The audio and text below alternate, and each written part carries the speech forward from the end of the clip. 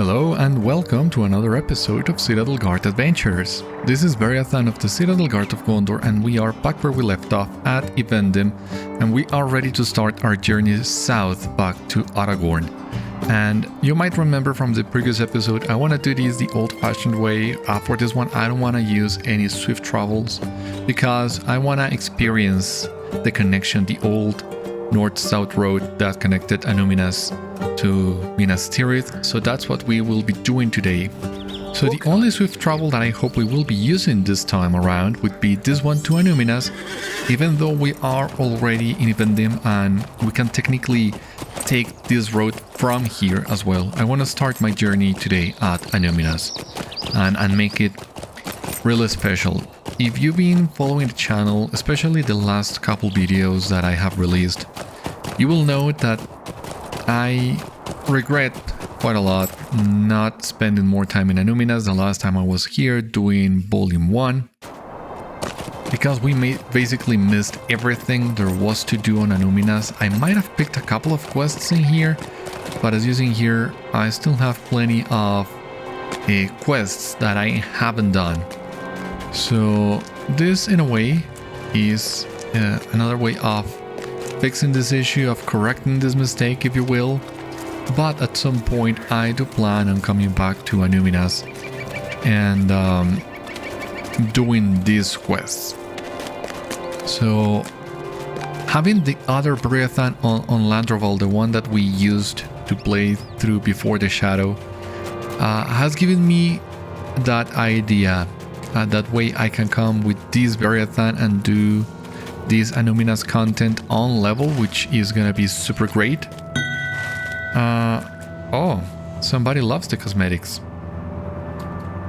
Thanks a lot. So the idea would be coming back here with the low level Beriathan and doing Annúminas on level and see what else we might have missed in here. But also, well, now that we will be using this low level Beriathan for this content, I figure we might as well do the old, the content that has been released for the game ever since, the low level content that has been added. So Shire, we are already over leveled for that one. Not a lot to do in that regard, but we have the Wildwood and the Angle, and those two I haven't done on Beriathan yet, but I have done indeed with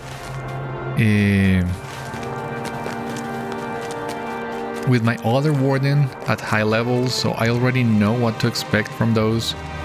But I think it would be really fun to do this content on level or as close as possible in the case of the Shire.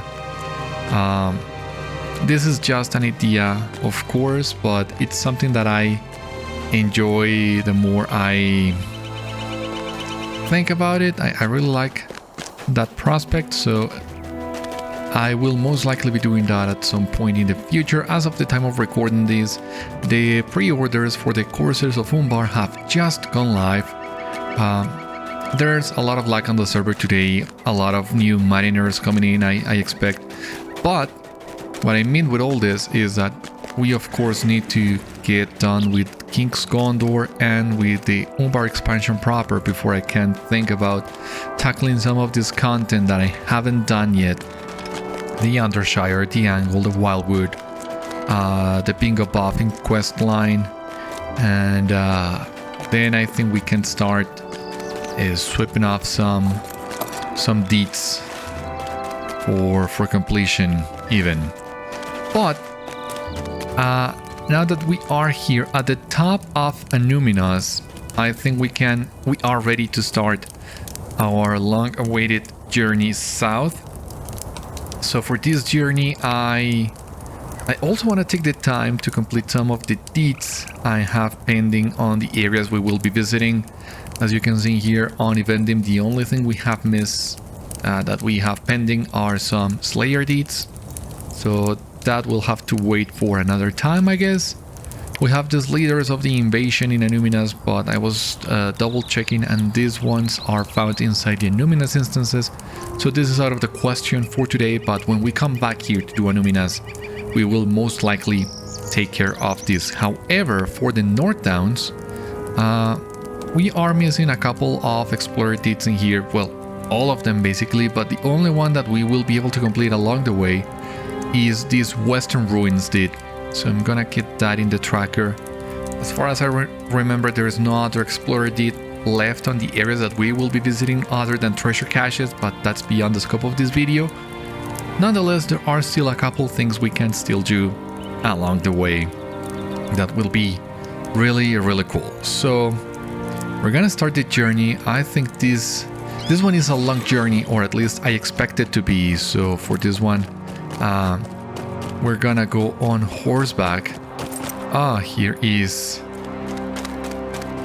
Elondiado, who was just complimenting the outfits. Thank you so much for that.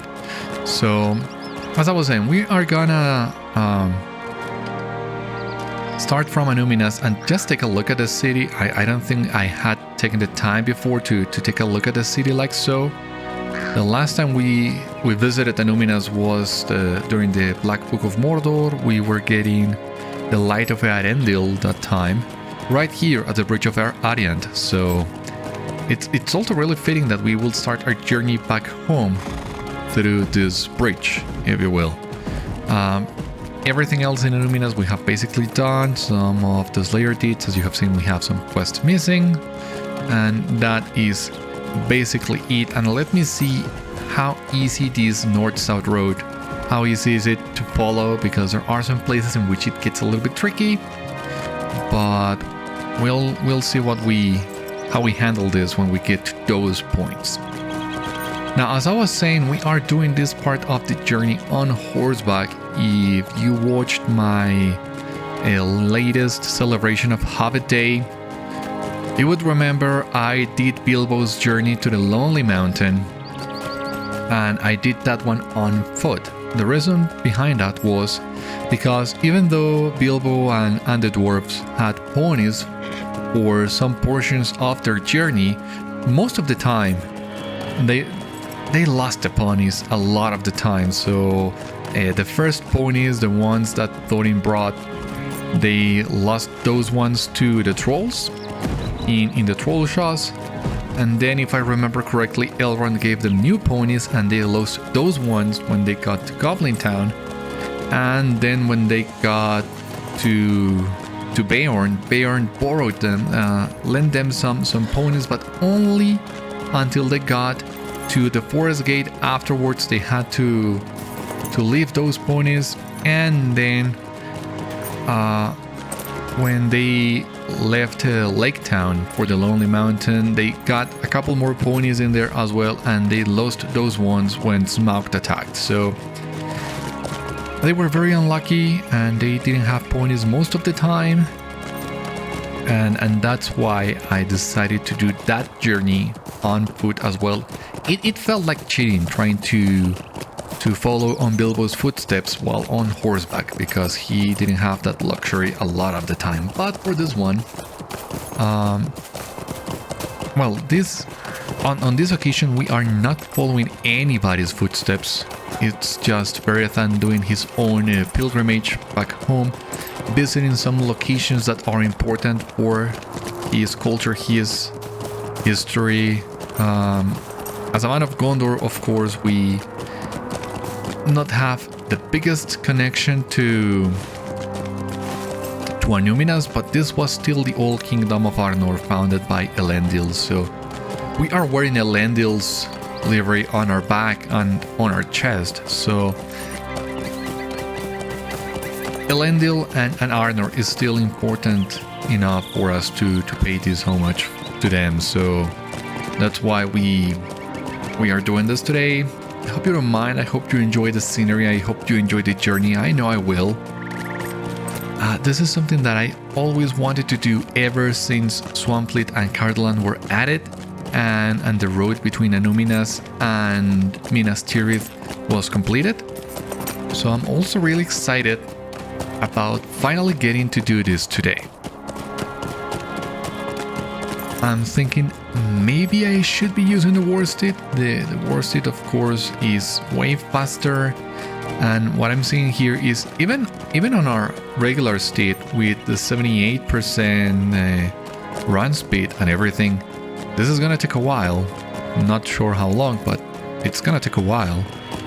And the War Steed, of course, will reduce that time considerably. Not sure how much, but it will make a huge difference. But the downside is that the War Steed is, of course, more difficult to handle, and you have all the issues with rubber banding and everything. So as much as I would like to do this, I think it would be better if we stick with the regular steeds for this one. And well, we are in no hurries today. This entire episode is gonna be focused on just traversing this road. And once again, these interludes are entirely optional. The deal with the Helkesar in Forochel and now this journey back home, all these are entirely optional. They don't affect the main storyline that much. So if this is not your cup of tea, feel free to skip them. I wouldn't mind if you decide this is not the content for you and you just want to continue with the main storyline, which is we will resume on the next episode as we finally start our King's Gondor content. Right now, I wish I hadn't taken so long of a break from the game, because I would really like to get all this content out before the release of the Umbar expansion. And I am quite sure, quite confident I will be able to play all the content I'm missing before the release of the Umbar expansion. But what I'm not so sure about is if I will be able to upload or release all the content on the channel before the release of the Umbar expansion. Even if I keep my regular schedule of one video a day from Monday to Friday, I think we are a little bit short on time. We have about a month, a little bit less than a month even, to get all this done, and that is gonna make things a little bit harder. But even if we don't align this perfectly, it wouldn't be a big deal. Even if I'm still releasing King's Gondor videos about a week after the release of the Umbar expansion, that would still give me enough time to start playing the expansion myself and getting the content out there. I have not purchased expansion yet. I'm on a tight spot financially, to be honest with you. But I'm hoping in between today and the release of the expansion, I will be able to at least get the base edition so that we can get into Umbar and see what the game has in store for us. So I'm still really excited for that. The trailer looked kind of cool, especially the new creatures that we can find in Umbar. Some of the textures look a little bit wonky in my opinion, but not a big deal. Now, here we are at the Evendim gate, and here we can start checking out some of these locations that we are missing for the Explorer Deed. And I think this is the first one of them, Glerost, of course. It doesn't seem to be anything in here noteworthy. Maybe supply crate? Okay, no, not a big deal. Maybe there is a quest that will take you here eventually, or maybe this is just a location for you to explore, to add some more to the world, some world building, possibly. In any case, we have that one out. And the two locations that we are missing are really close to each other and right along the way as well, if I remember correctly, so I'm not gonna worry too much about them. Now, before I forget, you might also be noticing some differences in audio, hopefully for the better. I've been playing with my mic settings a little bit more, and I I quite enjoy how it's sounding right now. I think it's a little bit more clear and easy to understand, and it doesn't sound as muffled as it used to sound before. I really like the previous setup as well, but I think this one is working a little bit better. And I've also adjusted the game audio a little bit. It was a little bit low for my taste, especially on occasions like this where the music is low, it's more atmospheric, and it can get lost. So hopefully all these little adjustments I have made on the game audio will work for you as well. And when the music gets really loud, it will not give us any issues. Anyway, so on this crossroads we can technically take the road south for our journey, but it wouldn't be a pilgrimage to visit all these Arnorian locations if we didn't go to Fornost. So that's our next stop. It's a quick detour so that we can check Fornost and also, well, grab the last few locations that we are missing for this explorative, which at least we can knock that one out. So once again, the Norbury gates, the entrance to Fornost. We are not gonna enter Fornost proper, but at least, yeah, checking them, remembering our timing in Fornost, and imagining how this would have looked like when Arnor was at its prime. If you want to see more of Fornost, you can go back to the original Volume 1 playthrough about episode 25-ish, if I remember correctly. And I also have a lost episode running through the Fornost instances, so you can check that one out if you want to see more of Fornost. Here we have Drúadan, and if I've been reading this correctly, Falconer's Tower should be somewhere around here. They are really close to each other, really. And it's a tower. You cannot miss a tower, can you? Because now we... too far for my liking. I'm not sure which one would be the tower. But... it seems to be a little bit further south from this location. So atop this hill, maybe? You see those ruins over there? Hopefully this is gonna be it. It will allow us to get some extra virtue XP, which is always nice to have. Yeah, it's gonna be this one. Definitely.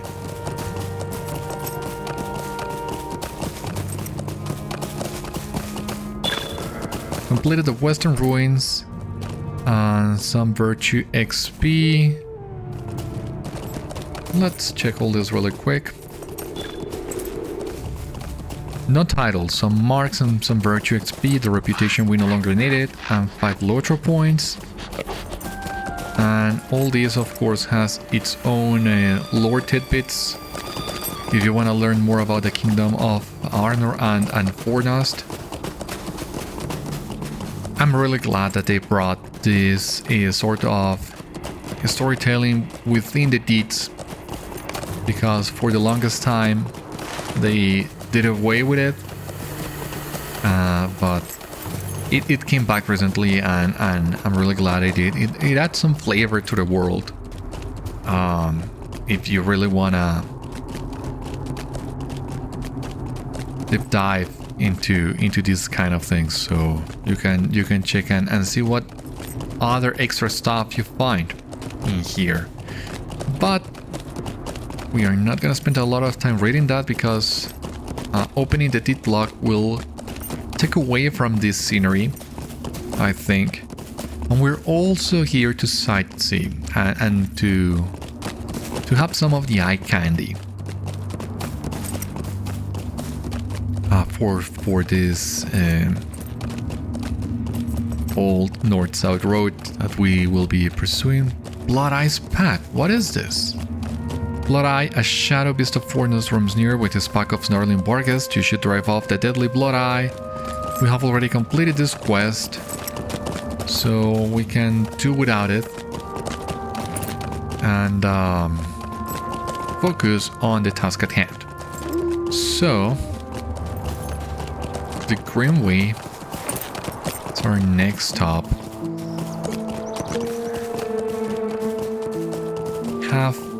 These are the first 20 minutes of the video, and we are just entering Breeland. We have Cardolan, Swanfleet, Enedwaith. Yeah, it's gonna be a long journey. It doesn't seem like much, but it's gonna be a really long one. I can't imagine how long would it take if we weren't using the horse. For example, if we were going on horseback like we did for half a day. Hopefully, it's my wish, my idea that those two videos would have a similar length. The travel to the Lonely Mountain on foot, having a similar duration to this journey back to Minas Tirith on horseback. I am not the best at making this kind of calculations, but it seems to be equivalent. The journey back to Minas Tirith is of course longer, but we are going faster with our horse, so this might compensate in a way. What can I do for you? Oh my god, I have this quest that I never did. It seems I would also need to come back to the North Downs at some point and check some of these quests that we might have missed. And of course we have the Wildwood that you can start at two different locations. You can go to the Wildwood from Trestlebridge, or you can also start the Wildwood at Trader's Wharf in Evendim. I prefer doing Trestlebridge because it's easier to get to. You can just take a stable route from Bree or from Esteldin, get to Trestlebridge, and from there you start the Wildwood, and after you complete the Wildwood you will get a master in Trestlebridge and also a master for Trader's Wharf. And as you explore the Wildwood, you would come to Trader's Wharf naturally, exploring it and getting some of the quests. So that's why I prefer to start the Wildwood at Trestlebridge, but you can truly also start it from Trader's Wharf. And I guess we'll see more of that when I get the time to go back to Landroval on the other Beriathan and do that content on level. I would still need to level him up a little bit. Wildwood is for levels 45 and up, if I remember correctly. And the Angle is for levels 40 and up. So I still need to level him up a little bit more. But I guess in between doing what we missed in Evendim and Annúminas and then the Angle and the Wildwood, that should be more than enough to make sure that we are doing that content on level.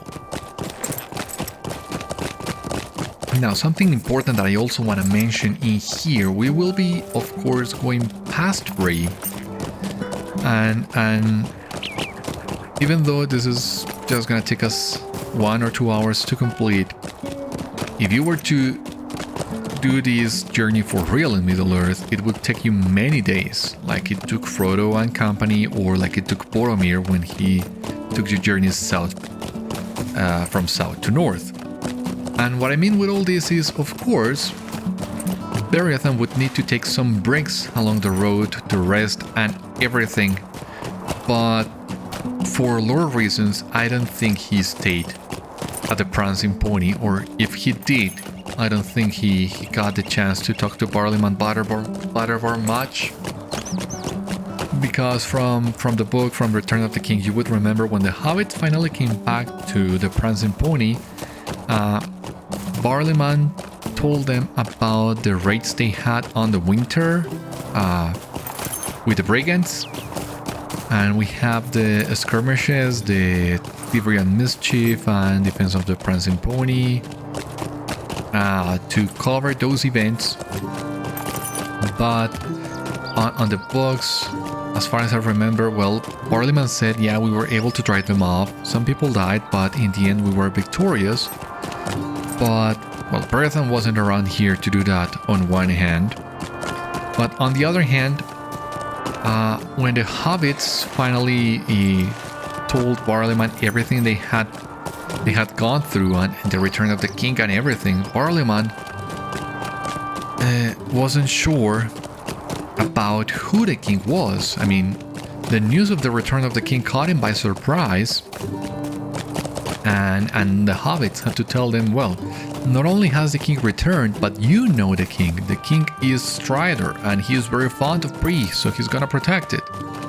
But if Beriathan had stayed at the Prancing Pony at any point, and Barliman had asked him the news about the south and the war, then Beriathan would have given him those news.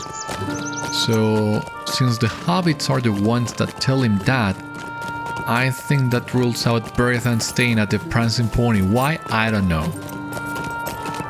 Maybe when he got to the pony it was still early and he decided to continue south and to skip the pony for the sake of speed. I'm not entirely sure, but bottom line, Beriathan could have not stayed at the Prancing Pony for lore reasons, as you can see. In any way, now we are entering Andrath and we are approaching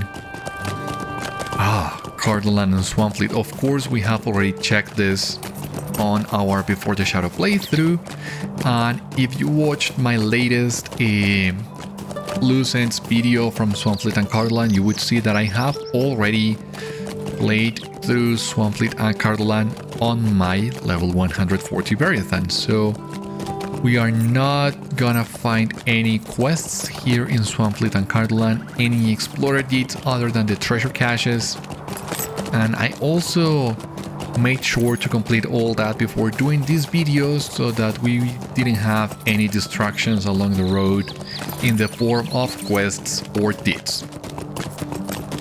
And also because already doing all these on Landroval, it would have been really immersion breaking, at least for me, seeing all that pop up again on this video. So if you were wondering or if you were looking for an explanation, there you have it. But finally we can cross this gate at Andrath into Cardolan, this gate that was closed for so many years. How many years was it again? 14 years? 15 years? 15 years, oh my god, yeah, 15 years. But now it's amazing that we can go into Cardolan, that we have this road fully available for us, that we can seamlessly go from Annúminas to Minas Tirith. How cool is all that? And that we can check these ruins from the old kingdom of Arnor. I mean,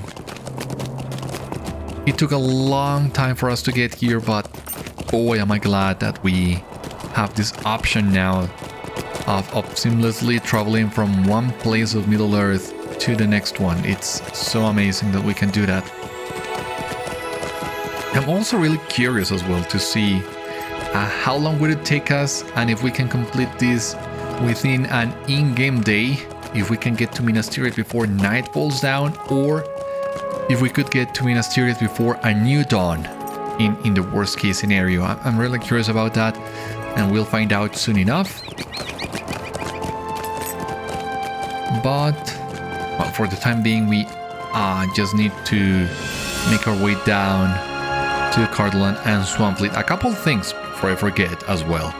So you would remember from our original Before the Shadow playthrough, when we got to Tharbad and we needed to cross Tharbad into Cardolan, and the way I headcanon that event was Beriathan's original Limbot, he couldn't take through the river, so he sent it back with Boromir's and Egfrid's horse, and he eventually made his way back to Minas Tirith. And then after he helped the people of Herne, protecting them from the Whites and the terror of the Nazgûl, they gave him another horse as thanks, and then Beriathan outfitted that new horse with this Citadel Guard gear, and he also named him Limbot to honor the old one, in a way very, very much like Geralt from the Witcher books. And that's the Limbot that we used for the early portions of our journey all the way to Moria. And even beyond. I will need to review my journey to see when exactly was the switch made from the old Limbot, from the new Limbot back to the old one. But what I mean with all this is now we need to cross Tharbad again.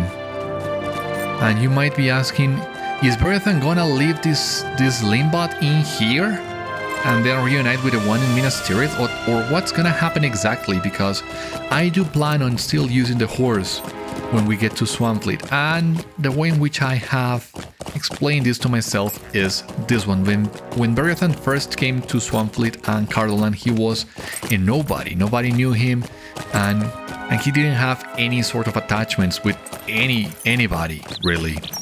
That's when he started making his friends, Meneldir and Boromir, and all these factions that we have met along the road. But now that we are making our way back, I mean, we are kindred with the Men of Bree, with the Rangers in Annúminas, the Rangers of Ecthelion, these Rangers of Cardolan as well.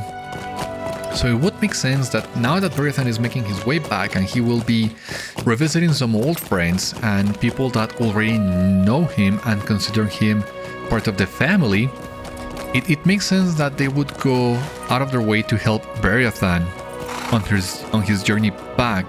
So I think it's not far-fetched, the idea of these people, especially the people of Cardolan, the Rangers of Cardolan, helping Beriathan, maybe building a boat to cross the river with his horse, something along those lines. We of course don't have boats right now to cross Tharbad, but that is the explanation that I have come up with on my head for all this, and the one that allows us to still use the horse after we cross Tharbad. So yeah, we will be doing some swimming, but after we get back to Swanfleet, we will be getting back on our trusty horse. But first, of course, we need to travel back to Tharbad and Swanfleet. And you know, I am very curious about something, and I can double check this right now as a matter of fact. What can I do for you?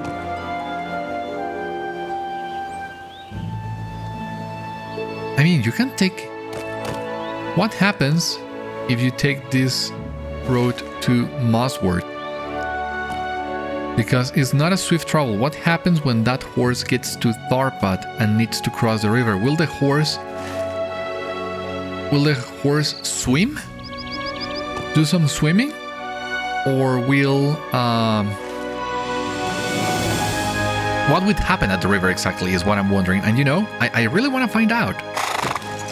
And these stable horses are a little bit faster than the regular horses, I believe. So let me try this out. Let's pretend I'm still riding Limbot, but I also want to check this out. And this will take off the pressure of navigating the road on my own, and give me the time to just do some of the talking and enjoy the scenery and everything. And in fact, this would also make sure that I don't forget to do a little bit of something back in Mossworth. I was very worried I would forget about that, but now that we have picked up this ride, that's not gonna happen. We will be getting to Mossworth and doing what I want to do in Mossworth before we continue our journey south. Something that I also promised on the channel many weeks ago. You might already know what that is, or you are piecing everything together, but if you're not, well, you will find out in a couple of minutes. But I am really curious to see how the game handles this crossing of Tharbad on the autopilot. Boy, I wasn't expecting to be answering this question today, but I am sure excited to see the answer to it. If I had known this, I might have helped with my headcanons on the Before the Shadow playthrough and on this one as well. Let's see what happens in here. And let's see how that changes the way in which I have built Beriathan's story. We're really getting really close now, right? Yeah. There's gonna be a crossing in here. And I'm getting an idea of how that crossing is gonna work. Maybe?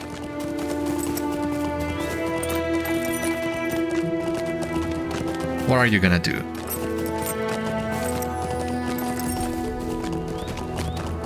Are you as excited and as intrigued as I am? Or is it only me? Because I really can't wait to see what you do. It's gonna take the same path that we took with Meneldir and Ecgfrith. But how are you gonna avoid getting dismounted? So I guess here it will show us the road that we missed. And you know, my god, it was so simple. Oh my god, so simple. There was a road in there. Did you see it? I don't think I would have found that one on my own. So I'm really thankful to see that there is a way indeed to cross Tharbad on horseback without losing it. That means Boromir, Ecgfrith and myself could have crossed with our horses, but we didn't. So the explanation that I have for this, well, none of us of course knew how to cross Tharbad with our horses, so it was preferable to save their lives, not risk the horses and send them back. But now that we are crossing back from Tharbad and we made that stop at Herne, I think it's reasonable to think that the people of Cardolan, who have been living on these locations for so long, would know about this crossing, would know of a way of crossing the river without losing the horses, the shallow spots. So that has allowed us to cross into Swanfleet with our Limbot without having to send him back. There wasn't even the need of a boat in here. But, well, you know, when you know the locals and when the locals trust you, they will let you in these kind of secrets. And this is what we didn't know when we were crossing Tharbad originally. Alright, so here is the guy we were looking for, the Hardened Traveler, for the Paths of Valor, the landscape difficulty that was first introduced on legendary servers and was brought to the live servers with update 36. So you will remember I had a poll on the channel when this content was initially released asking you what would you like me to do for the King's Gondor content, and even though it was a close call, the majority of you voted for tier 3 difficulty, which is the one I'm most comfortable with as well. So that's what we will be doing right now. We will be picking up this difficulty, which is gonna be Fearless. So, could I speak with you a moment? Let's see. Greetings, traveler. I watch those who stride the roads of Middle-earth in search of challenge and adventure, and using just a sword. Indeed, there are some who prefer even greater challenges to overcome, and I can assist you with this. Should you accept my boon, you will find your enemies on the roads and fields of Middle-earth becoming stronger and more dangerous in your quest for glory. Is this what you desire? Yeah, that's what we desire. The deeds are out of the question for us, but don't worry, I got them on Shadowfax, so I still have the warding deeds for the landscape difficulty, all 4 of them. And now we can earn tokens of heroism, and these tokens will be important to increase our reputation with this new faction. How can I be of service? Are you certain you wish to step foot upon this path? It is understandable if you are wary. Such harsh endeavors are surely not for everyone.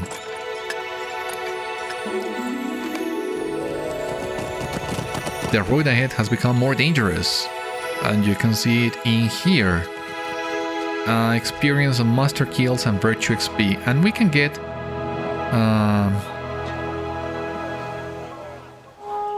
this task. Might I take a moment of your time? Bring me tokens of heroism from your battles across the lands of Middle-earth, and I shall see to it that you are rewarded in kind. We're gonna do that, of course, as soon as we can get into some fighting and get and start collecting some of these tokens, because we'll need those tokens to increase our reputation with the Paths of Valor faction and to barter for some cool goodies. But this is what I wanted to do in Mossworth, because this is the last chance we have of increasing the difficulty before we return to Minas Tirith, and I really want to check this one out. Once again, Beriathan didn't spend the night at the Prancing Pony, so he couldn't have talked to the Hardened Traveler at the Prancing Pony, but we have the Traveler here on Mossworth. And I'm really excited to see how this one turns out. As I mentioned before, I did play on Shadowfax. This difficulty back in the day, it was called just Tier 3. And I had a hard time on Shadowfax because I was really under-geared for that. I was playing on Shadowfax just to get the titles for the landscape difficulty, so I was doing the bare minimum to hit each level cap. Just playing for a week or two on Shadowfax to reach the level cap and make my way to those titles and getting some of the legendary server rewards along the way.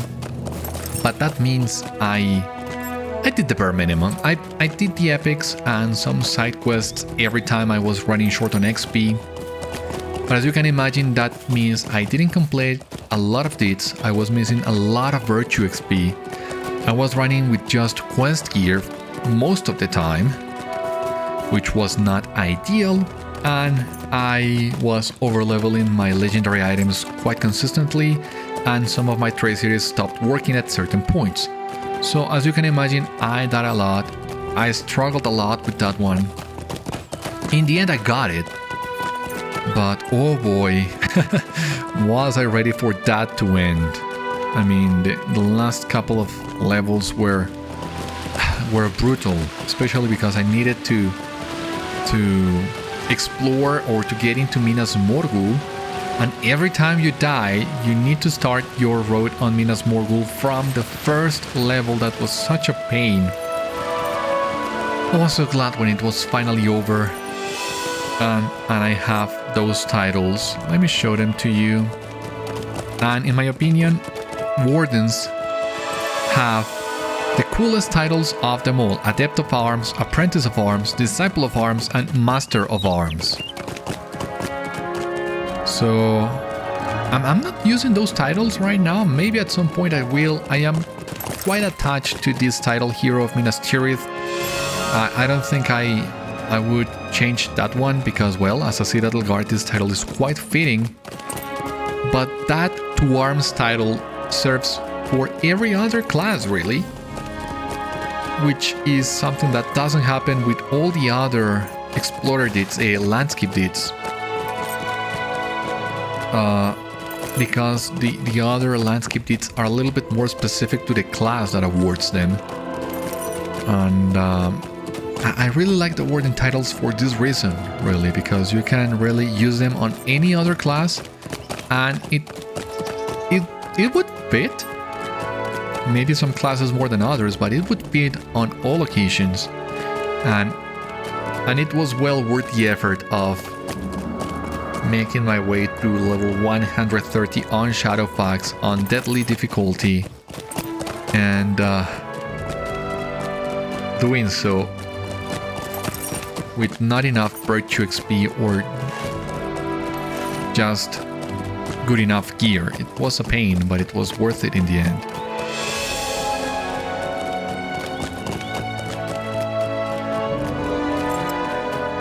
We are approaching the gate to Enedwaith. I'm not sure this might be the halfway point. Seems at least like the halfway point, right? Evendim, North Downs, Breeland, Cardolan, Swanfleet. And then we had Enedwaith, Dunland, West Rohan, the Beacon Hills, and Faranorian. Yeah, this is gonna be about the halfway point.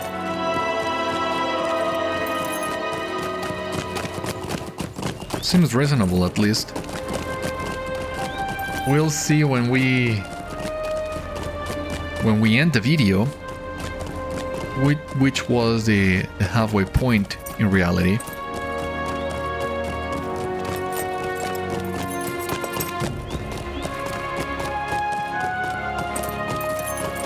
I think this one should be it.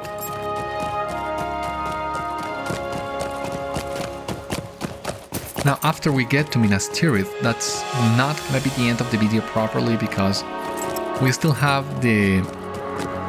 need to see the end of the Agoroth quest line. You would remember at the end of last episode, we did complete the instance, and now we need to bring word to Elrond of what happened. But since we are canoning this to have happened after the Ankh-Morpork Reborn storyline, that means Elrond is at Minas Tirith after Arwen's wedding. So we're gonna look for Elrond at Minas Tirith to show you the end of that quest line and some of the rewards that we get as well, which are also quite nice in my opinion. And here we have the Kingsway Gate, another one that was closed for over 10 years. And I think I also discussed this with you on my Before the Shadow Loose Ends video, but when I found out what this gate was and what lied behind that gate, was also really exciting and really intriguing, and I always wanted to see what was beyond the gate. And now we have, which is awesome, which is really, really cool. It's still amazing, the idea that we can go from Enedwaith to Breeland without the need of any swift travel, that we can take this precise road. So happy that we have this option now. And at least here on Enedwaith, following the road is not as hard as I thought it would be, because it's very well marked. You can see in here, yeah, I mean the stone is still stands and still marks the way, so we can get lost on this one. I'm not so sure what's gonna happen when we get to Dunland, if the road would be as easy to follow or if it would be a little bit more challenging. And then of course on West Rohan and the Beacon Hills, I have my doubts as well, but we'll see when we get there. We are getting really close. But I do need to double check my map quite consistently, just to make sure that we are still on the right track, especially when we get to Dunland. Right now in Enedwaith, it's really easy to follow. I wonder, did Beriathan stop by Lanuk? On his way back? I don't think he did. Because I think he would want to avoid an awkward conversation with Nona's father. I don't remember his name right now. I hope you don't mind. Suvulk. Sorry. I think Beriathan would want to avoid a really awkward conversation with Suvulk, because the last time we saw him, we took Nona with us. She almost died at the hands of a Nazgul, and then she fell in love with a man of Rohan. She got pregnant from this man of Rohan, and then they fled to God knows where. For Beriathan, Horn is alive. He survived the Battle of the Pelennor Fields, even though he is no longer Horn. The man that he was died at that battle, but at least he is still alive to go with Nona and take care of their There's children. Who knows how many kids they will have. But that's a lot to take for Suvul, especially considering the history between the Dunlandings and the Rohirrim. And I think that's a conversation that Beriathan doesn't want to have. So once again, we crossed into Enedwaith, but I don't see Beriathan staying at Lanark.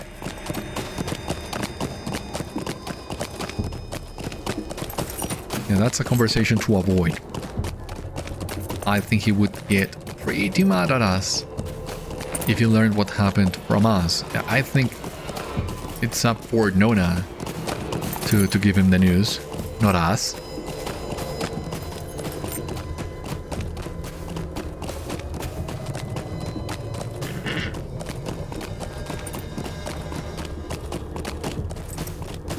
And we are about to cross into Dunland. And as you can see here, the road is getting a little bit harder to follow. It's still pretty simple, but there aren't as many stones as there were in Enedwaith. So that's what I think maybe here in Dunland is going to be a little bit harder to follow the road. We'll need to wait and see.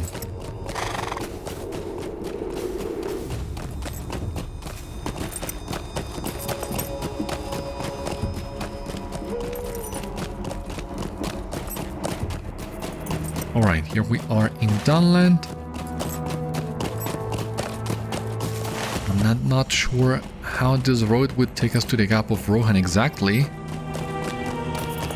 We'll need to figure this one out as we make our way there.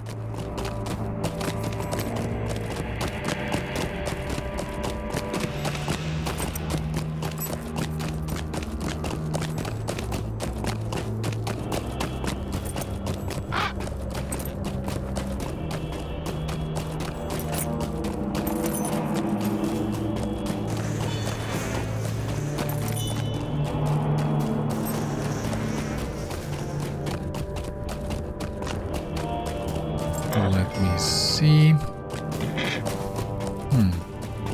Now that's what I thought. There aren't a lot of stones in here marking the way. So we'll need to figure this one out on our own, it seems.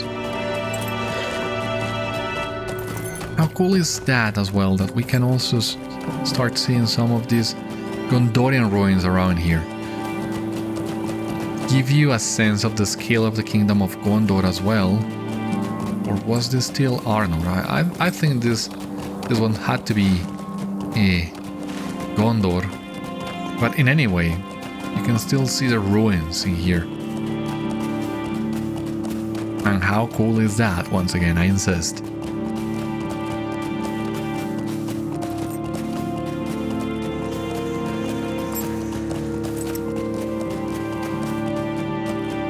Let's see how easy this road is to follow until we get to the Gap of Rohan. Because here we meet our first crossroad in here.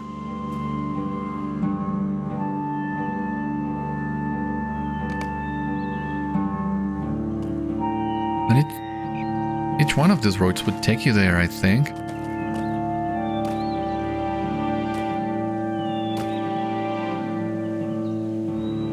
But I don't know, with what we know about Dunland's geography,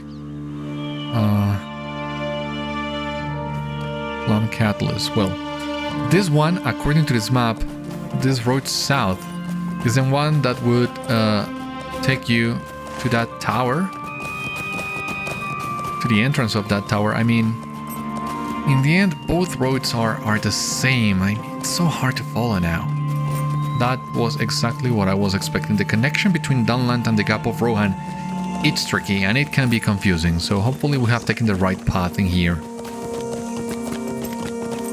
If you know of any landmark or any sign on the road that would help us decide better, that will more certainly show us which was supposed to be the right road, then please let me know. Because I have no idea. Now that we are coming to Sarkmoor, I have just remembered there is a quest in here that we couldn't complete when we were doing this content at level 60-ish. I think it was in this village, but I don't remember which one it was. But I think it was here in Aberdeen.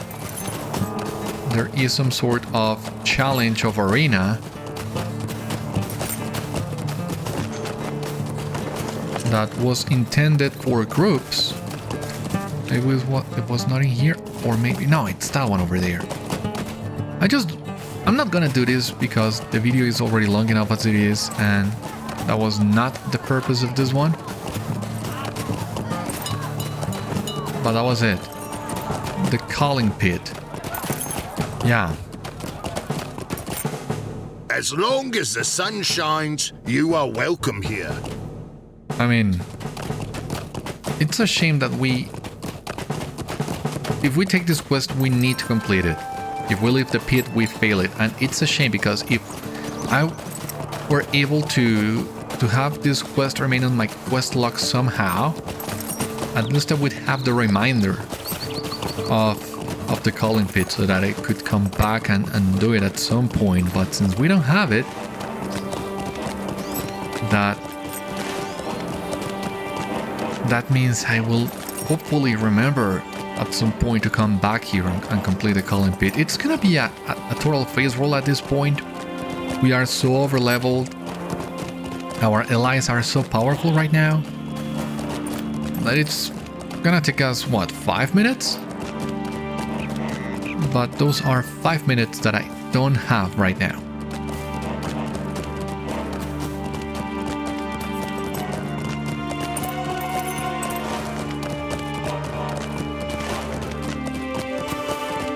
So, I don't know if in a couple months you don't see that video about the calling pit and you still want to check it out. Be sure to remind me, please. Let me know about it. Okay, so here we find our first impasse, I think, because this would technically take you to the Gap of Rohan, but this would take you to Wolf's Den, which is an instant space. You would remember, yeah, Wolf's Cleft, sorry, is an instant space that you cannot take. You cannot visit on your own, and we have Wolf's Cleft Overlook, and as the name implies, that's an overlook that wouldn't take you anywhere. So I think at that crossroad right next to Galtref we were supposed to take the other one. We still can take this one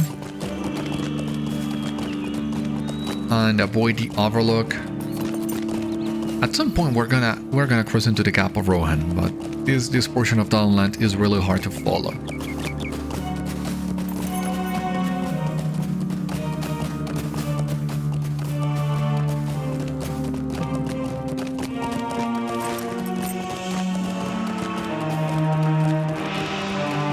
But if we take a look at this crossroad here in Galtref, we took this western path, but if we had taken the eastern path, it would eventually have taken us to this same portion here, through Carriglin, and then south to the Gap of Rohan, through this way. But the path from the Gap of Rohan comes through the easternmost exit and the Gravenwood. How is that supposed to work exactly? I don't know.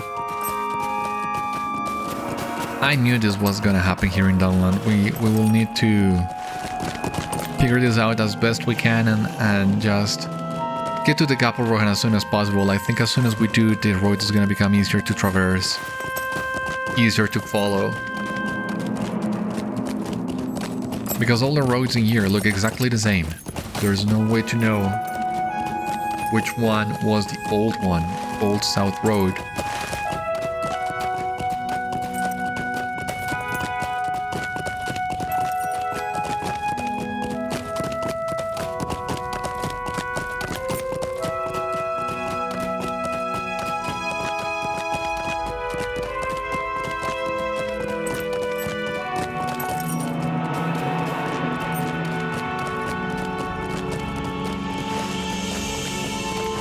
We're about to find out, I guess.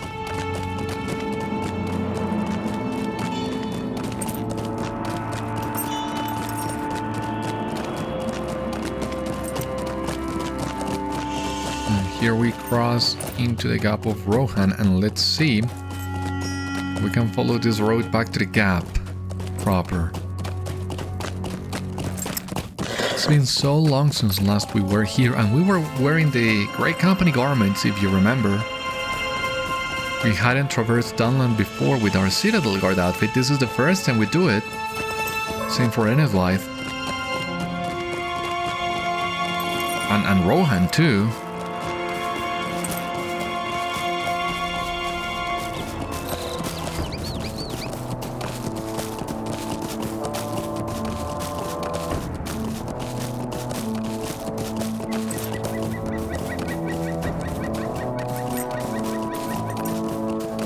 Alright. Hopefully this will be easier to follow now.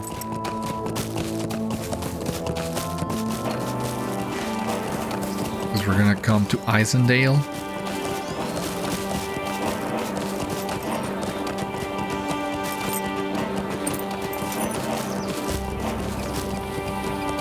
Some stealth guys in here.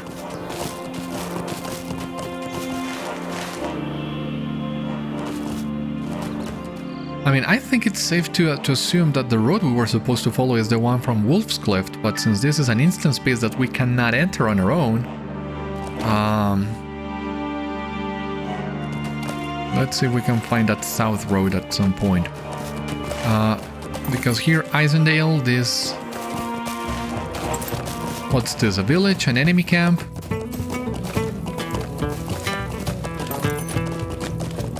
There is a road that will take you south. Hopefully to meet the other road. No, just turns around. So yeah, we were supposed to take a road from Wolf's Cliff, I think. It's a shame that we can't. We interrupted the path a little bit, but here we are back on track. Let me just double check how far we can go to the west before we find Invisible Wall at Wolf's Cliff. I hope you don't mind. I'm just curious about this one as well.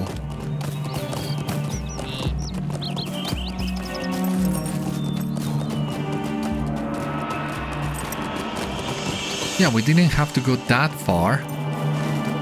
Here we have, once again, the door. Cannot crossing here. We had, what, a couple of quests in Wolf's Cliff. I always thought how weird it was to have such a big space for just an instance and not have a landscape version of it, and now I see why. I don't remember which one was the episode that had the instance at Wolf's Cliff. Otherwise, I would advise you go and check that video and see how the road of Wolf's Cliff goes from Dunland into the Gap, and then we can resume here our journey at this point.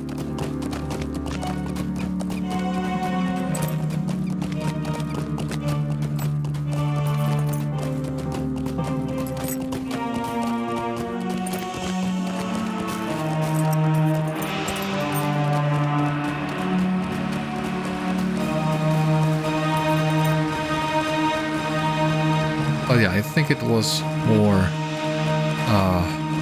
plausible that this was indeed the Old South Road.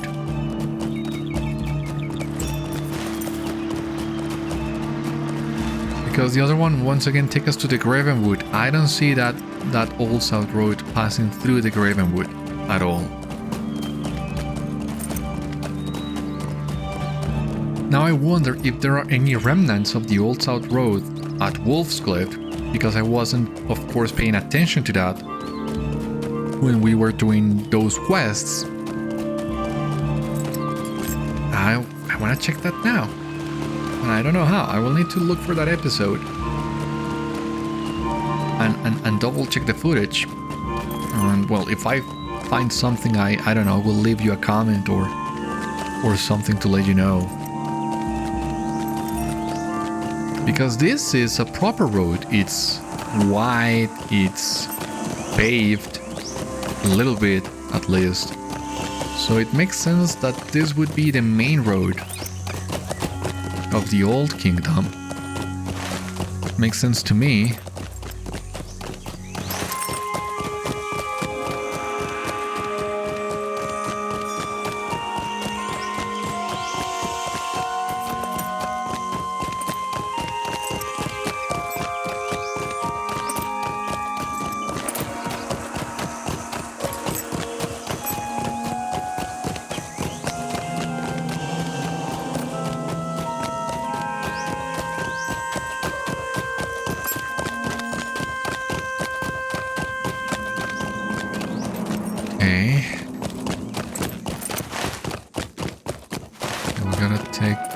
Curve. Grimbold's camp. Do you remember the last time we were in here? Oh my god. So long ago. Who was the ranger that was captured in here? Dagoras? No. Yeah? I don't remember who was captured in that camp. But here we are at the Gap of Rohan, and once again, you remember the last time we were here? After the fall of Saruman? Huh.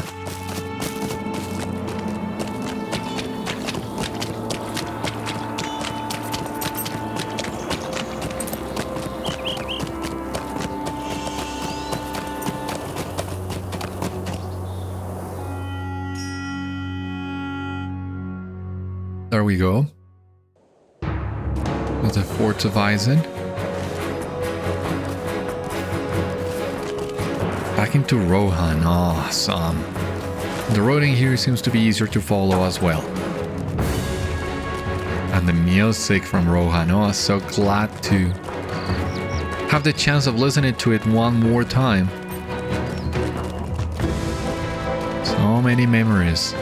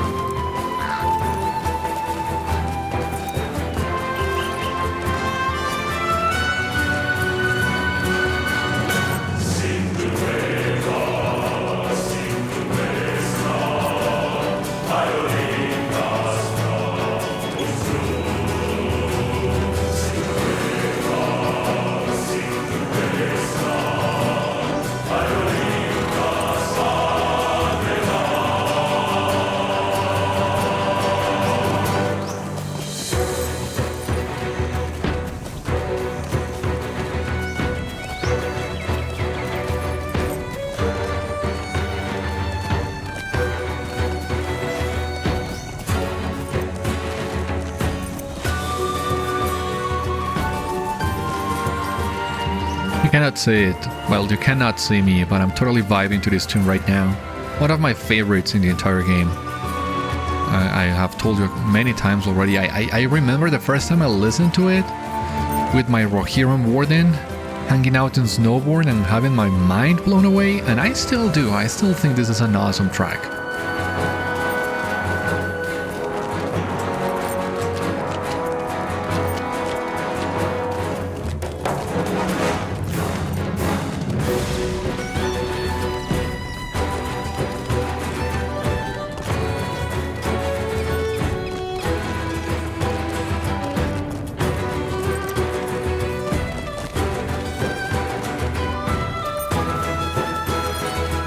Absolutely awesome.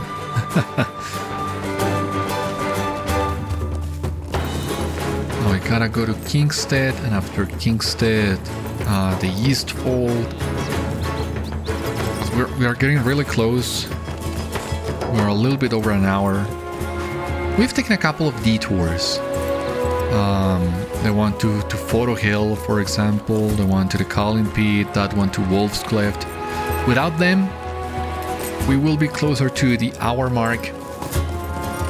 So I'm just saying we can maybe try to discount the time that we spent at those places.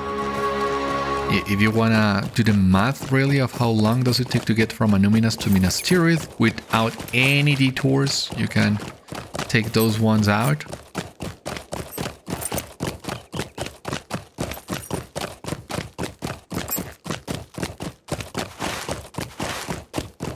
somebody else wants to do the math about that, you are more than welcome to do it.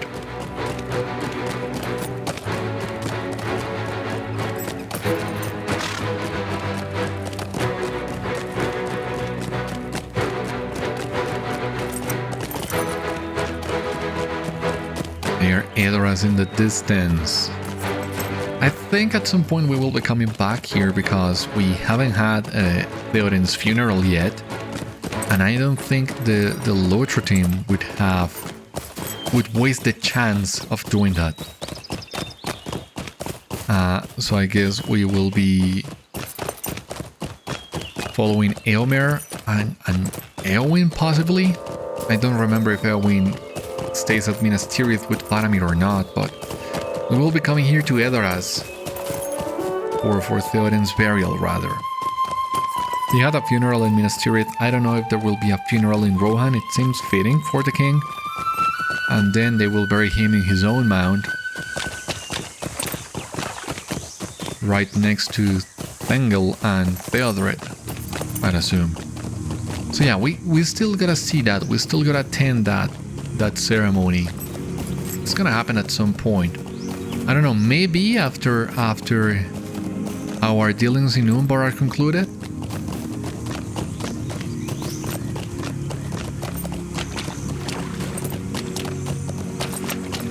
Not sure about that one. Okay. Now this is the road. Still going east to the Eastfold.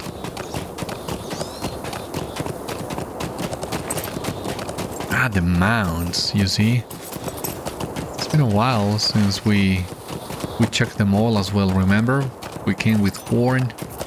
Horn had some words about this, all this. A really impressive view as well, because from the books and from the movies, these mounds are so much smaller than what the game does. At least what I remember from the books. I don't remember the real description, the full description of it. But on the movies, they are really small. They're just a little pile of dirt, basically, with the flowers. But in here, it really does look like a royal tomb. I really like that one too. I like it a lot.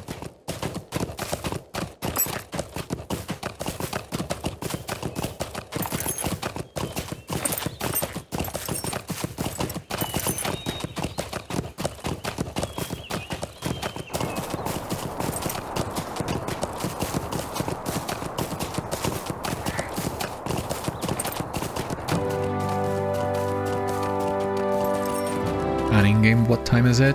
Afternoon. We might be able to get to Minas Tirith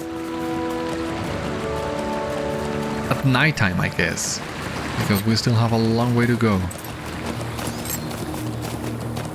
And just for the record, we started the video right at the start of dawn.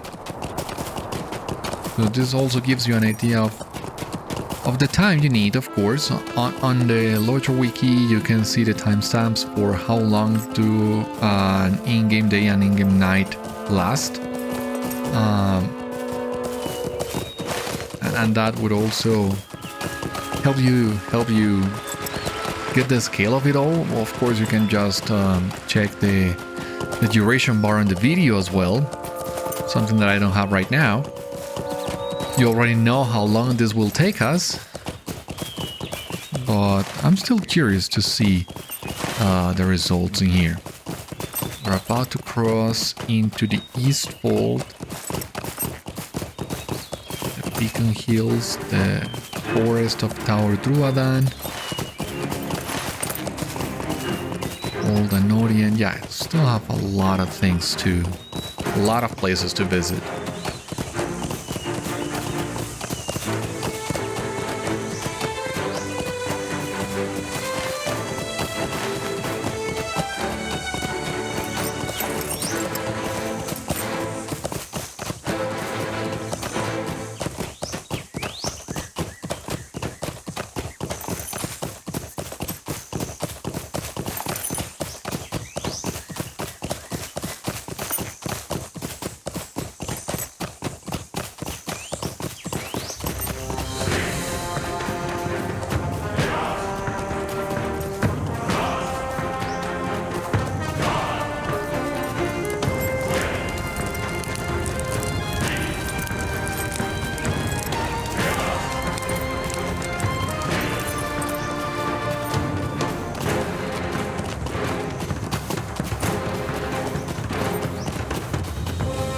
Another great tune, this one.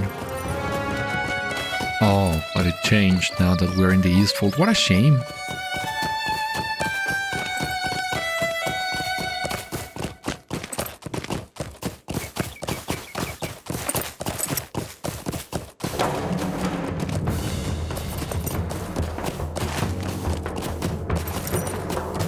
Bit of Beacon Hills. Well, yeah, we're getting there, but still gonna take some time.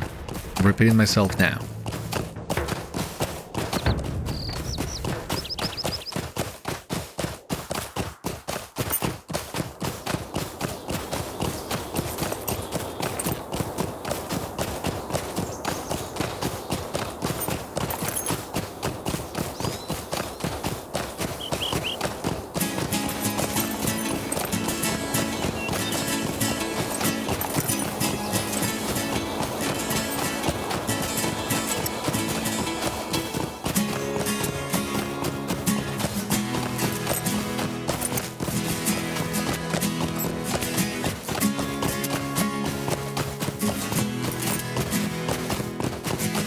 White mountains there on the horizon.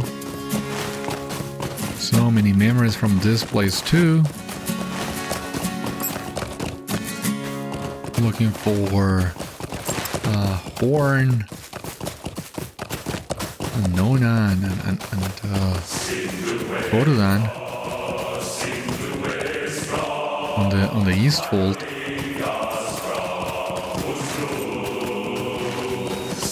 Yeah, I missed this crossroad. Sorry, my bad. This is the one we needed to take.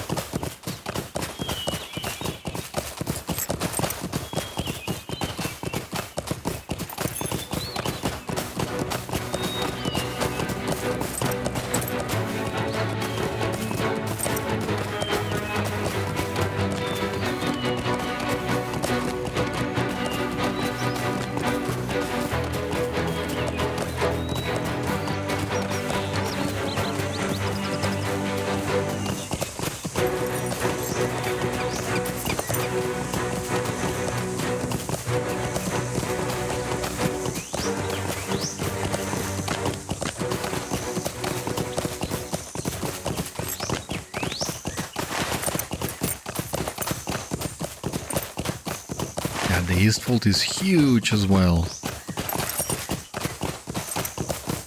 Already running out of things to say, but well, you can't blame me. We've been doing all this for more than an hour. I think I have handled myself quite well so far. With all the different things we have discussed and everything else. But yeah, I don't know what else to say about the Beacon Hills. Well, the captain quest for the Light of Arendil takes place in the Beacon Hills, if I remember correctly. Yeah, in this location, Great Shatterful, if I remember correctly. It was a really fun quest line. Was not as serious as the Warden one. There were some good laughs in there. I enjoyed that one quite a lot, and believe it or not, those are the only two classes that I have leveled enough to be able to get the quest for the Light of Arendil, Warden and Captain. Now, I am really curious about the Mariner. I would really like to try out the Mariner. I only did a short testing when it was on beta, and my first impression of it was at least that it was more complex than the Warden. Maybe Warden is so second nature to me by now that I don't think too much about it. But yeah, I had a hard time understanding all the skill synergies for the Mariner. So on that regard, I'm not sure if I want to get involved into another complex class as well. But on the other one, I really enjoyed the class fantasy. I thought, well, maybe I can create a Mariner, surprise, from Gondor. Because if you are creating a human Mariner, really the only fitting origin for the class would be a man of Gondor. And that's what I've been thinking. Oh, here we are crossing into the Beacon Hills at long last. There is a loading screen. I wasn't aware of that. Okay. Yeah, because we need to transition into the Dawnless Day, I guess. Makes sense. So as I was saying, I've been thinking of, if I'm gonna play a Mariner, I was thinking to make him a Man of Gondor once again. Not from Minas Tirith, because it wouldn't make that much sense, but maybe from Pelargir or from Dolamroth or maybe even the Amphalas. But when I got to play the class and see how it looks and the outfits that you have for the Mariners so far, I don't know, I feel so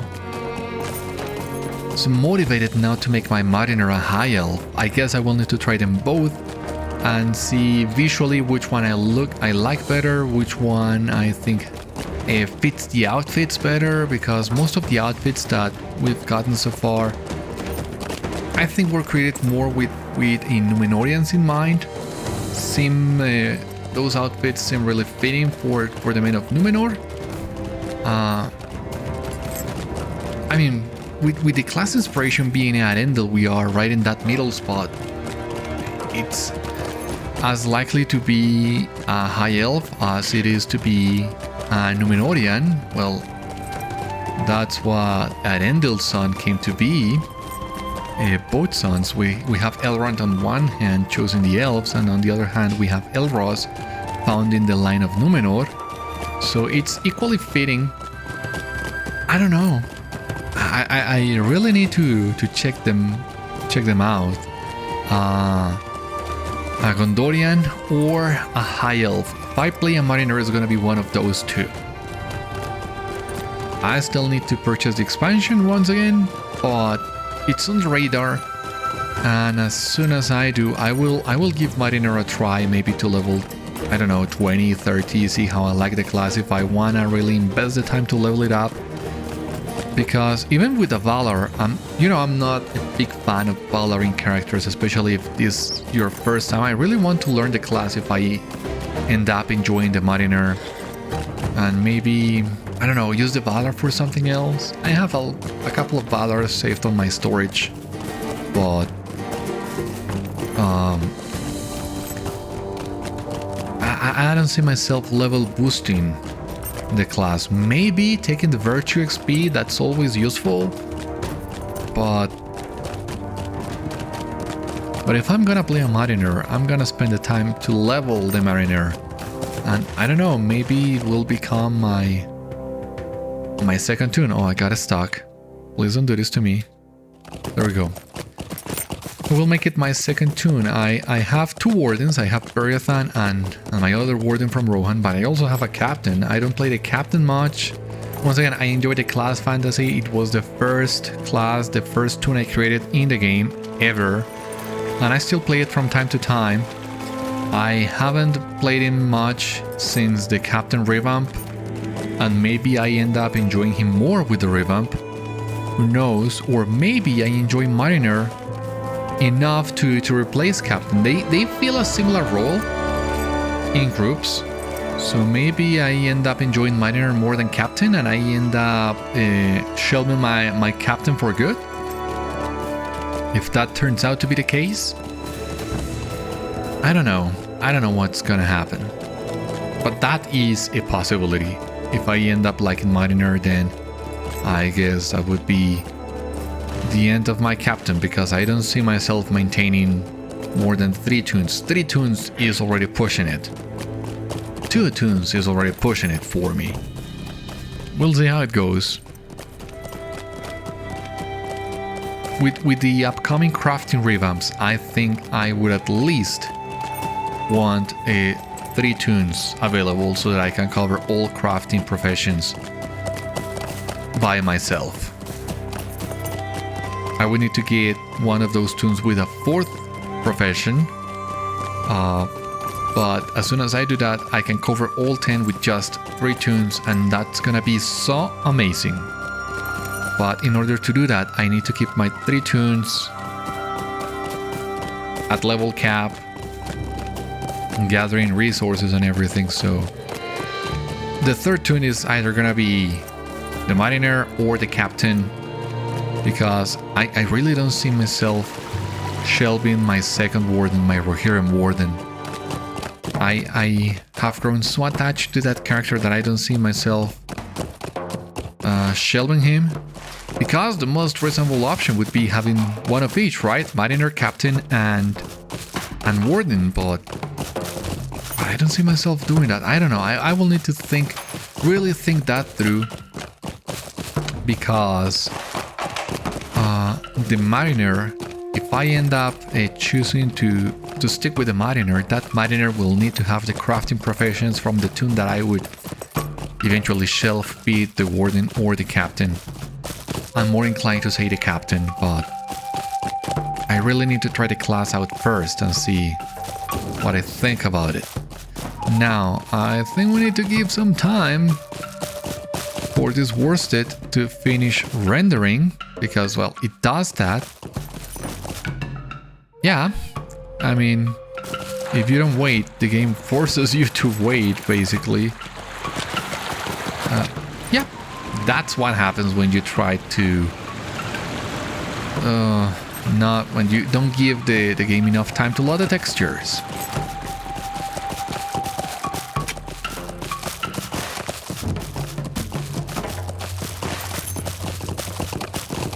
Now, you will remember from our time here in the forest and from the books as well, there are two different paths that we can take. I think the main road, the Old South Road, is this one that we are currently following. From what I remember, this was touched upon on the Unfinished Tales, and basically the old path, the one that Theoden took with Camburigan, it was the path that the men of Gondor took to the mountains, to the quarries, to mine the stone they needed for their buildings and their paths. But once everything was done, then they built the second path. That's what I remember, at least. And Camburigan mentioned something similar when he meets Theoden, but I don't remember that one too well, so feel free to correct me if I'm making any mistakes in here. And here we have, of course, the blockade, the Varyak blockade that Theoden and the Riders of Rohan couldn't overcome. So that's why they had to take the other road in the first place.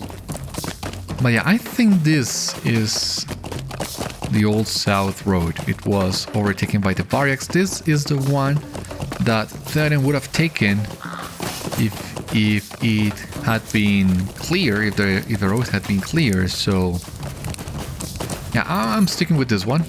I think this is the most likely scenario. Dusk. Yeah, it took us almost a full day, well, an entire day, to go from Minas Tirith, from Annúminas to Minas Tirith. And if we hadn't taken those detours at Fornost and Mosworth and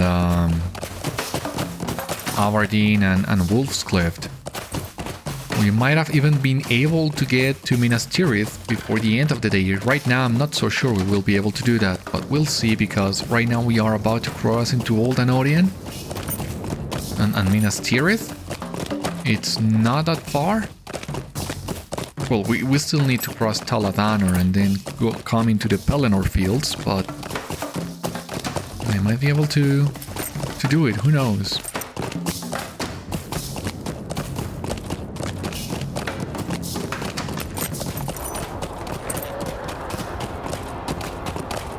There we go, Old Anorian. Our journey is almost at its end.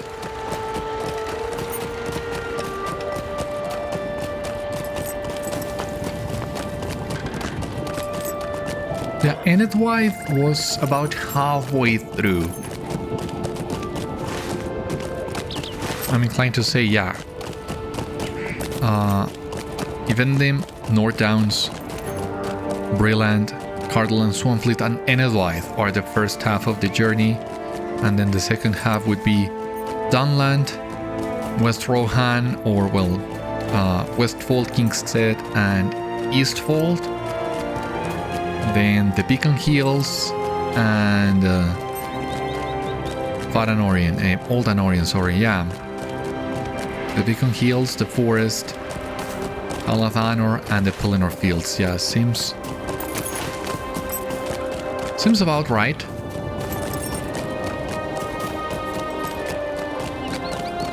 I was not that far from the mark in my calculations, it seems.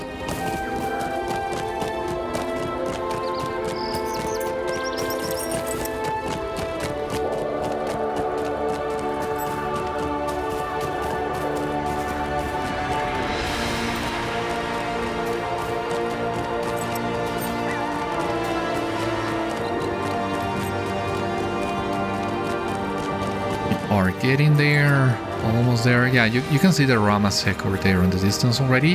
Is that the Rammas? No. It's Greyflood. We are still a couple miles away from the Rammas.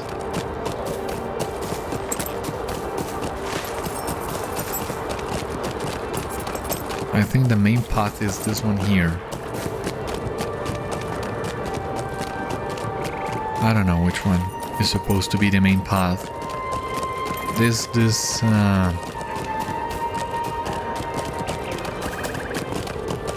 Every time we come to a major settlement, you'll see the path would split in two. And I don't know if there is safe to assume one of those is the main path and the other one is a secondary path. Or if they are equally important, or if they were equally important in the days of the Old Kingdom, who knows? Do you have any theories about that you'd like to share with us? With all of us? Really curious to see what you think.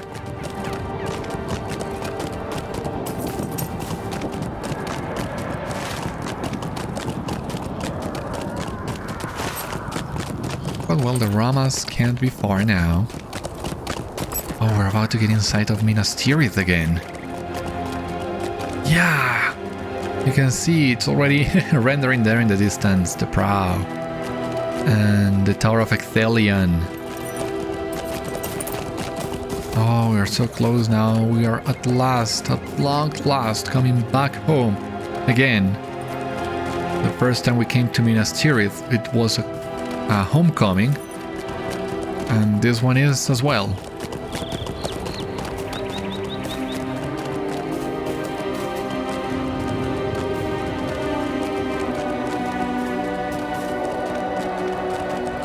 Now we can see the Rammas. That Easterling, that's for the quest Kyrandras, but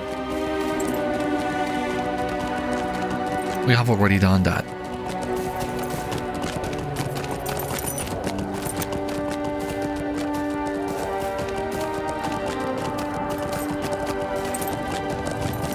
Yeah, Minas Tirith, it's so good. It would be really nice if at some point we could get other versions of Talath, Anor and the Beacon Hills that were not part of the Dauntless Days, so that we could do all these but under clear skies. It would be really cool, but I don't know, it would be a lot of effort once again to redo those two zones and create the alternate versions of them, and then how would you connect them with the map?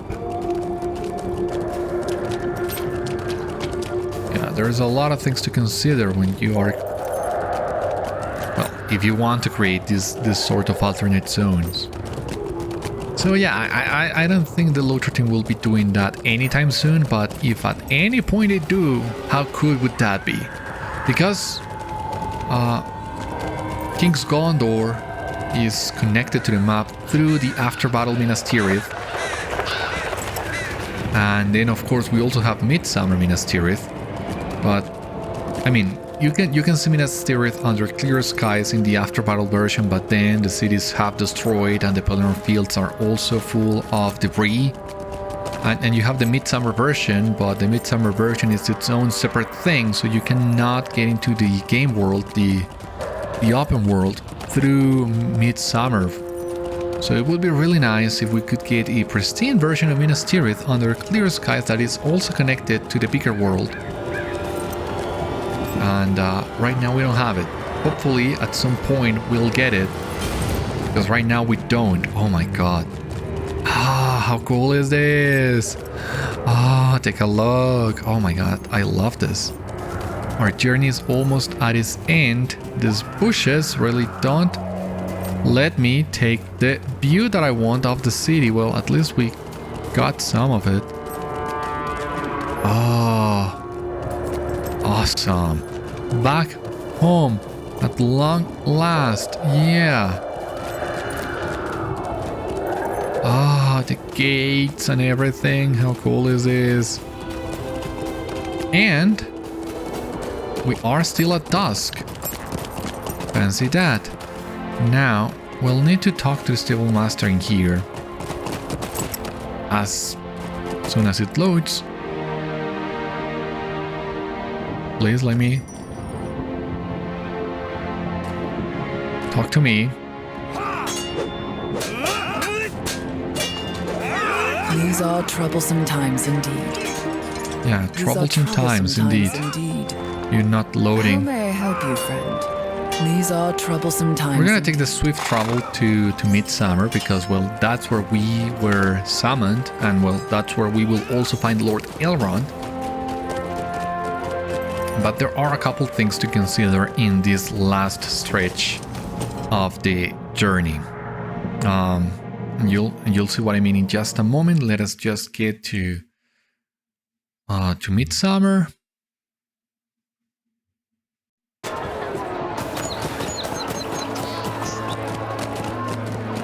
Because this portion doesn't work as I would like it to work, so we'll need to compromise a little bit. Here we have Gondor, and with him you will start the new storyline that will take you to King's Gondor, but he will offer you a quest that will take you to an instance, and then this instance would automatically port you to Harland.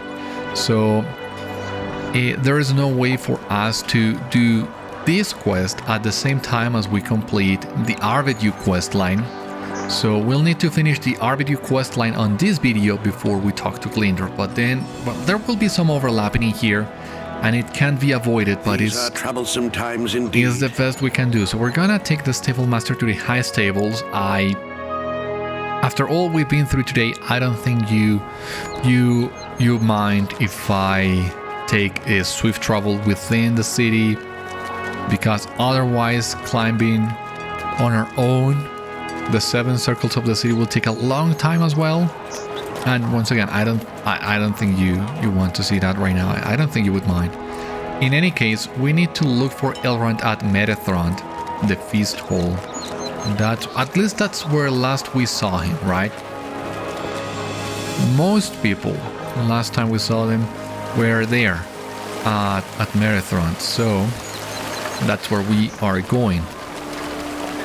The feast hall, yeah.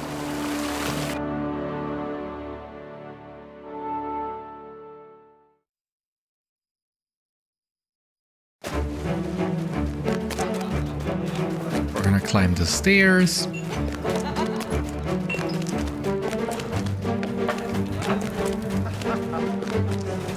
And here we have Elrond. Now, Aragorn and Arwen are also in here, but you will remember after we finished Book 5, after the wedding celebration was over, they too moved to the Tower of Ecthelion to have a last talk with us. So that's where canonically they are right now, and that's where we will meet them when we start the new quest with Gondor. So I think we need to ignore their presence for the time being, and that also helps to see the end of this quest line, because Elrond would talk as if Aragorn weren't here. So this is what he would say to end the quest of the Narrow Delve. Welcome back, Beriathan. The lightness of your steps informs me of your success. Please tell me everything that has happened. You tell Elrond of everything that transpired. Your promise to the Lasot in exchange for the key, the realization that the Helkesar was contained in Agoroth, the Sardirath bound for thousands of years by oath, the battles with the Ankmariam and the Gauredine, the vision of the moment of Arvedwy's death, the Helkesar's destruction, and finally the releasing of the Sardirath. Astonishing, and a tale worth recording. While I am saddened to hear of the destruction of an artifact from Númenor, it is perhaps for the best. Many of the Vandasari have already fallen into the hands of the enemy over the years, leading to calamity. The Helkesar would no doubt have turned the tide of war in favor of Angmar. I am, however, heartened to learn that Arvedwy feels he will be able to move on upon his heir's coronation. I know you will do all in your power to help Aragorn reach that goal, as will I. You must be rewarded for all your efforts. This tabard was recovered from Annúminas along with the luck that set you on this adventure. For your service to the fallen kingdom of Arnor, you have earned it. And that's what he will reward you with, this Arnorian surcoat. You can check it in here. Really nice, but doesn't work with any of our outfits right now. And as you see here from this dialogue and the one that Arvedwy gave us, the placement of this quest comes before Aragorn's coronation, and that's where all this deal comes from. Don't tell this to Aragorn, let's wait until he becomes king. He doesn't need this burden and everything else. But as you have seen before, the headcanon for all this is that we got all the news about it after Aragorn's coronation when we were still in Angmar.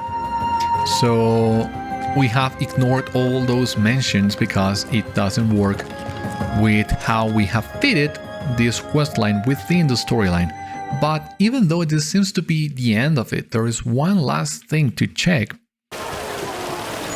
and that is at Aragorn's Hall. Now, it's not at Aragorn's Hall in Midsummer. If we enter in here to the Tower of Ecthelion in Midsummer, well, once again, it will take us to the Midsummer version, but we cannot complete that quest in this version of the Tower of Ecthelion. How many versions of the Tower of Ecthelion are there? We have the one with the pre-battle with Denethor, then we have the one that has Theoden's corpse in it, we have the one for the Allegiance Hall where Aragorn is already king, and we have this one for Midsummer. Here is Aragorn, the last time we talked to him, but once again, this is not where we will find the end of this questline, but you can pretend, as I will, that this will happen in this version of the Hall, in the Midsummer version of the Tower of Ecthelion, but right now we need to go to the Allegiance version of the Tower of Ecthelion. So we're gonna use the port for this one. Once again, you can use the port or you can use one of the flags outside the Tower of Ecthelion in the after battle version of Minas Tirith to get in here. Because when you get to this version of the Tower of Ecthelion, well, you have all the Allegiance quests and everything, but that's not what we have been looking for. That's not what we need. This is what we need. Here we have King Arvedwy, last king of Arthedain, that somehow has been able to make his way from Forochel to Minas Tirith. And you see, he is barely visible now. He's already vanishing from this realm. And he's gonna tell us why in just a moment. Hail, friend. I have little time. I am moved to that which lies beyond. Arvedwy is barely visible and fading away with each passing second. You do not think anyone else has noticed him. I have followed thy adventures since last we spoke, and I must thank thee for everything thou hast done to aid my heir in reclaiming the throne. My curse has been lifted, and I feel I can move on with hope for the future of man and all free people. I have but moments more. Please greet Aragorn, no, Elessar, on my behalf, and wish both he and his kingdom well. And then we come here to Aragorn. What troubles you, friend? Is that Arvidui? Beriathan, what troubles you? You point to Arvidui, who is now barely a shadow in the Grand Hall. Elessar seems to disbelieve the sight. Is that Arvidui? You nod and deliver his message of good tidings. Elessar smiles and bows deeply before his predecessor. Arvidui nods solemnly, his spectral eyes filled with tears of joy, and vanishes completely. He is gone. You did find a way to ease his spirit. You tell Elessar that the final thing he needed to pass on was a new king on the throne. Have you known this since your time in Forochel? And he had you promise not to tell me, to spare me additional pressure. Of course. He chuckles and shakes his head. Beriathan, thank you for your part in putting my ancestor's spirit to rest. My heart swells with pride knowing that he was here to witness my coronation. I only hope I am able to rule with wisdom and a just heart, as Arvidui and those who came before him did. Reputation with the defenders of Minas Tirith. Awesome. Arvidui fades away, his eyes brimming with tears of joy. So he is no longer here, as you can see, and we have earned a new title. Hero of the Last King. You have protected Agoroth from the Ankrim and freed King Arvidui from his fate. Which is a really awesome title as well, but I think I'm gonna still keep the one that I have. But as you see, this was the end of the Arvidui questline. The really nice detailing there that this questline had a minimum level requirement of 110 to account for this whole being a 110 level area. But once again, since we are fitting all of these after the Angmar Reborn storyline, once again we'll need to ignore all mentions of this being hidden from Aragorn until he reclaimed the throne. We can say indeed that Arvidui, well, his oath was fulfilled, but he still wanted to witness Aragorn with his own eyes before fading away, which is what he did. And with this, we have truly seen the end of that quest line. We have made our way back to Minas Tirith, and we are ready to witness, well, not to witness, to start the new epic that will take us to King's Gondor and further to Umbar as well. So we're just gonna leave the hole in here. We've taken enough time already, but give me just a couple more minutes to get everything ready for the next episode.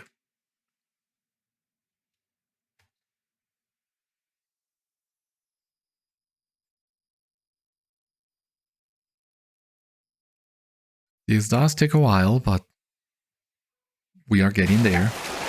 Okay, so once again, we are in the after-battle version of Minas Tirith, and as you see here, you need to take the banner to get to the Hall of the King, because otherwise, if you take the door, you come to the Tower of Ecthelion,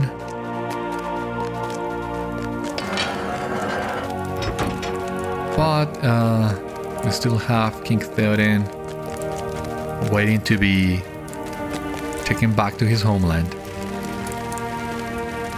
So yeah, we have 4 versions of the Tower of Ecthelion in game so far, and who knows if we will have more. But now what we're gonna do is actually go to the after version of Minas Tirith and look for the stable master there that will take us to the midsummer version, and we're gonna stop in there so that we have everything ready for the next episode, which is really exciting. At long last, we are getting ready for the next leg of our journey. So amazing.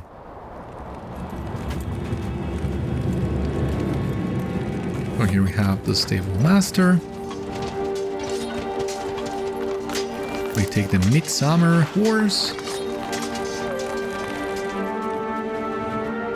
which will end up loading at some point, I'm sure. There we go.